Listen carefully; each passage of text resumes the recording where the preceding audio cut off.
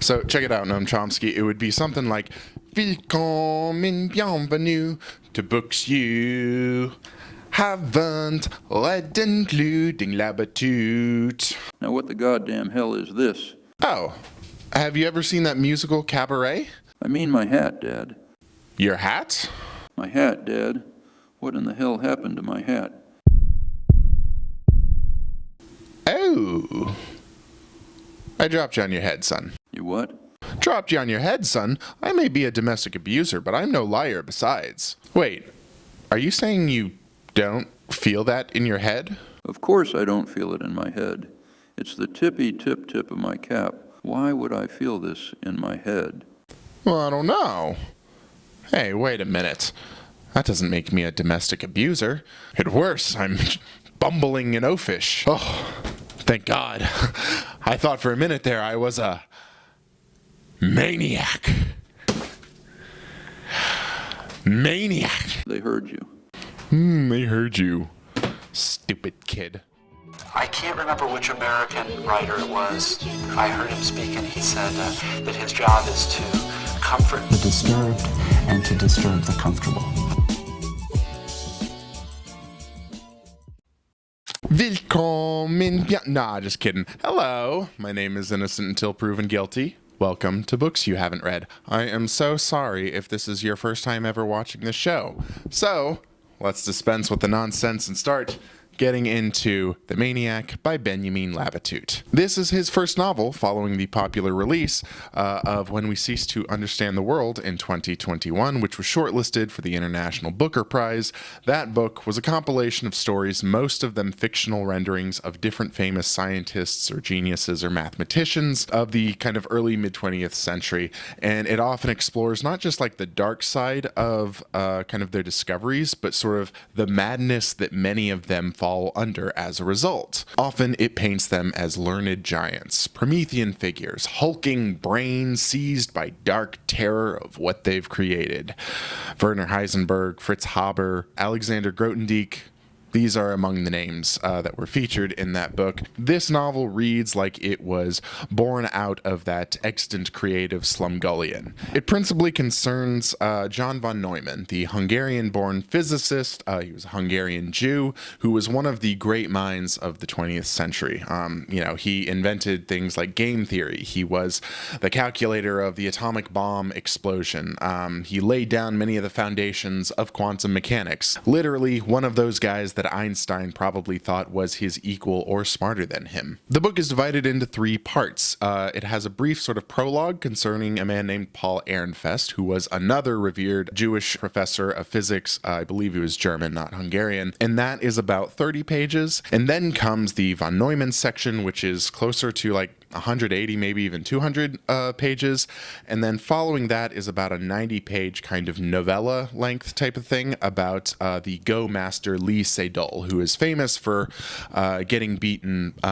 He's kind of the Garry Kasparov of the game of Go. He was the first sort of grandmaster to get beaten by an artificial intelligence. And the through line in this book is the dark specter of artificial intelligence, of machine learning. Ehrenfest fears it. Von Neumann kind of builds it, or builds its progenitor, and Lee Sedol loses to it, becomes its victim. I want to first talk about the craft and storytelling of this book. There's the triptych structure, I think, is executed pretty well.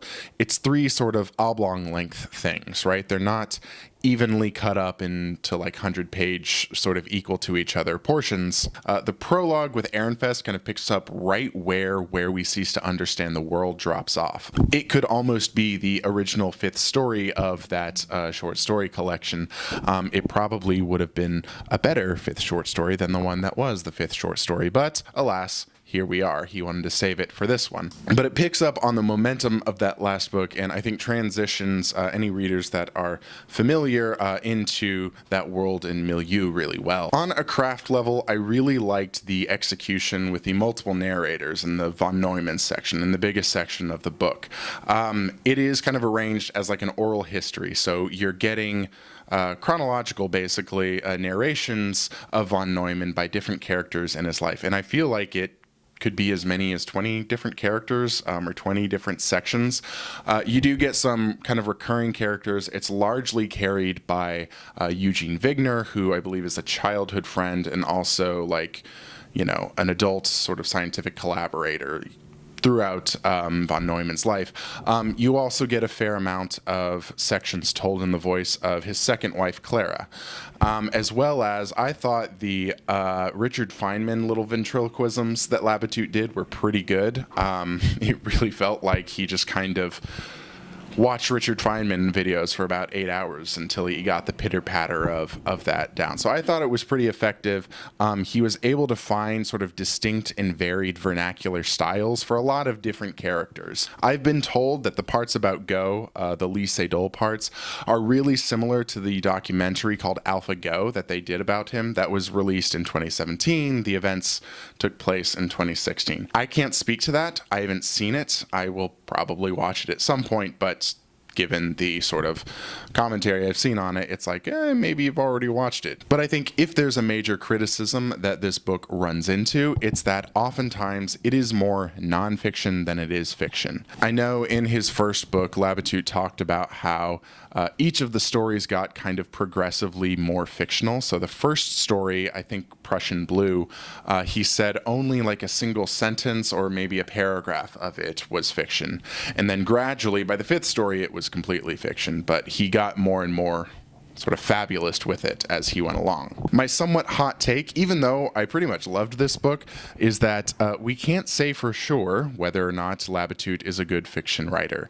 But if I were to take him seriously as a novelist or fictionist, which I will in this video, I would point out that even more than a nonfiction writer, he's really fundamentally a writer of horror. So viewers of the channel will know that I read The Shards by Bret Easton Ellis recently, and I think having read that book caused me to be more focused on the kind of horror genre conventions going into this book, and interrogating, you know, kind of literally why I liked that or why I didn't like it in some cases. And this book, you know, as opposed to that one, is much more kind of up my alleyway. And I do wonder if the reason I like it is just that I like seeing that, you know, Titanic minds are just as haunted as the rest of ours.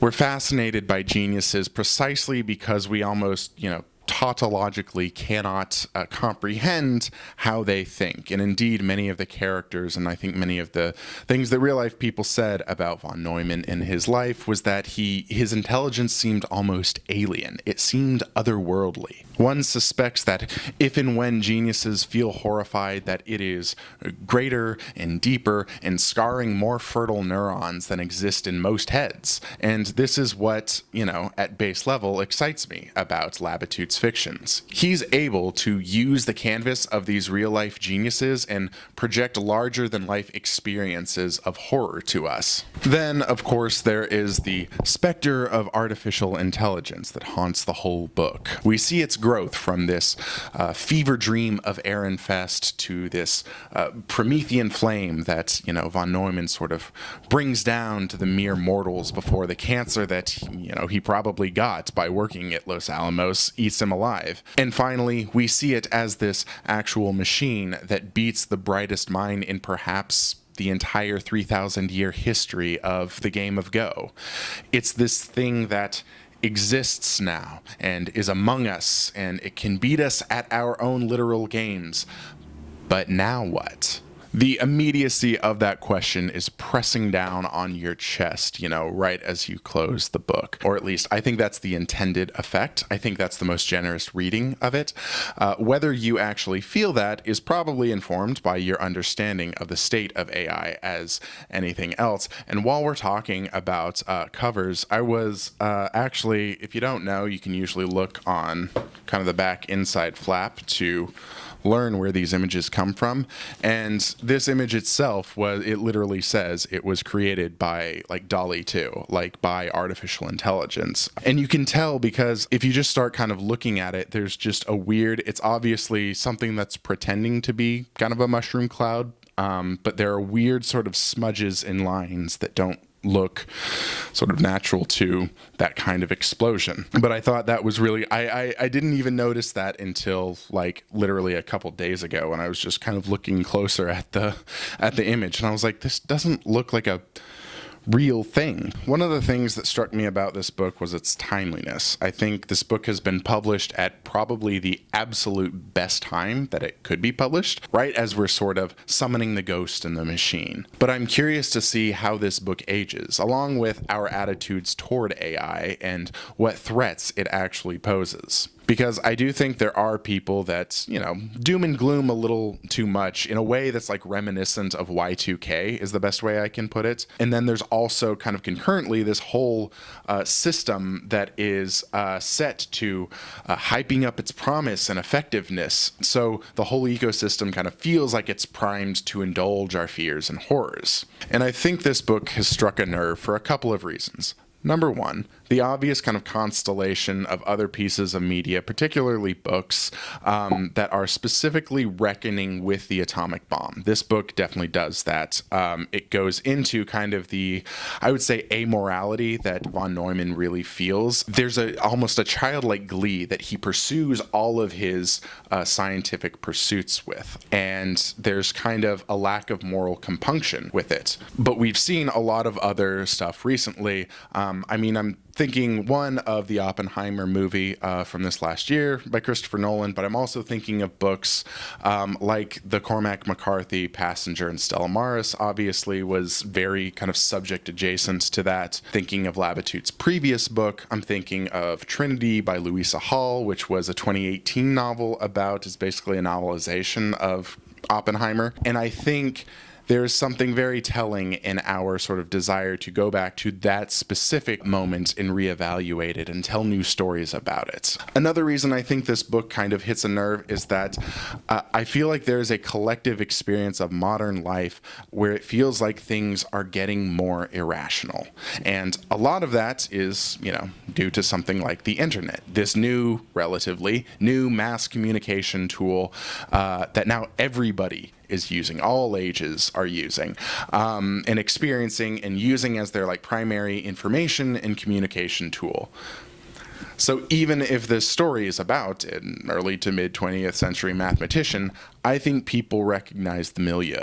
We recognize a world around us that is the result of things built by scientific breakthroughs, and we're watching these breakthroughs and these worlds decay around us, whether it's kind of these long-term things like the atomic bomb, right? Basically dictated kind of the shape of the post-World War II order. And now we see in recent years that kind of order is fraying and we're entering into something else. We're entering into something new. Or whether it's shorter term things like the internet being, as radicalizing of a technology as it is a sort of democratic technology like we thought it might be 10 or 15 years ago. Or even artificial intelligence being used to choose bombing targets in Gaza or just in-shitifying our news feeds and Google search results. Things feel like they're splintering. Mass culture itself feels more splintered than ever, for younger generations at least, and narratives are made according to a personalized algorithm, and that creates parallel realities of information. And I think one of the ways that may be affecting culture is that we don't know exactly how to talk about our present moment in the way that maybe previous generations did. What exactly is the generation-defining novel of millennials? We don't really have a great internet novel or a great social media novel. And maybe it's still coming, but I think the fact that there hasn't been one already says a lot. Anyway, I think that despite this being a mostly historical novel, this book is trying to capture or bring into focus a certain zeitgeist. I don't know that I'm expecting Labatut to be remembered as a great young millennial novelist or whatever, but I think we will tend to find zeitgeisty books coming in different forms that are not always dealing with the present moment. I think there's something very telling in that impulse to re-examine our past in order to define our present. Thank you for watching. If you think AI is good and we should use it, sound off in the comments below. If you think it's bad, then may I once again remind you, you can literally make Gnome Chomsky say anything now. The Industrial Revolution and its consequences have been a disaster for the human race. They have greatly increased the life expectancy of those of us who live in advanced countries, but they have destabilized society, have made life unfulfilling, have subjected human beings to indignities, have led to widespread psychological suffering in the third world, to physical suffering as well, and have inflicted severe damage on the natural world. The continued development of technology will worsen the situation. It will certainly subject human beings to greater indignities and inflict greater damage on the natural world. It will probably lead to greater social disruption and psychological suffering. And it may lead to increased physical suffering even in advanced countries.